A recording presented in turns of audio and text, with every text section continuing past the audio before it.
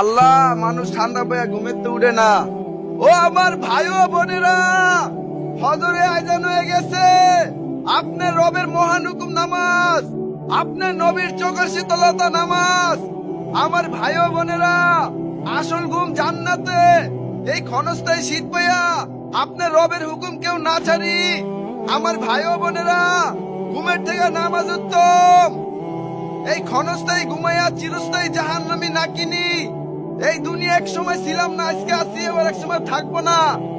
এই ঠান্ডা পাইয়া আল্লাহর মহান হুকুম না ছাড়ি আমরা নামাজ পড়তে উঠি।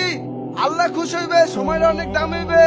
নইলে ঘুমের গোলামি করবেন, চাকরির গোলামি করবেন।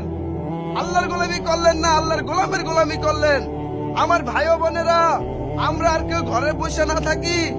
পুরুষরা মসজিদে আসি, মহিলারা ঘরে নামাজ পড়ি। আসসালামু আলাইকুম।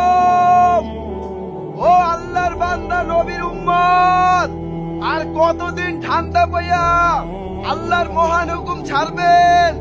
আমার ভাই ও বোনেরা, কিভাবে এই কম্বলের মায়া পইরা, স্ত্রীর মায়া পইরা কম্বল ছেড়ে আল্লাহর ঘর মসজিদে আসেন না? আপনাদের কি হইল? আপনারা এরকম জালেম হইতে পারলেন? আল্লাহ খাওয়ায়, আল্লাহ পালে, আল্লাহর ঘর মসজিদ গুলা ফাঁকা ভাই ফাঁকা। আর কতদিন এভাবে ঘুমাইবেন? এই এলাকার ভিতরে হাজার হাজার ঘর, 2-4 জনের বেশি হয় না মসজিদে। সবাই শীত পেয়ে ঘুমাইতেছে। ও আমার ভাই ও বোনেরা, উঠেন, ফজরের আজান হয়ে গেছে, নামাজ পড়তে উঠেন।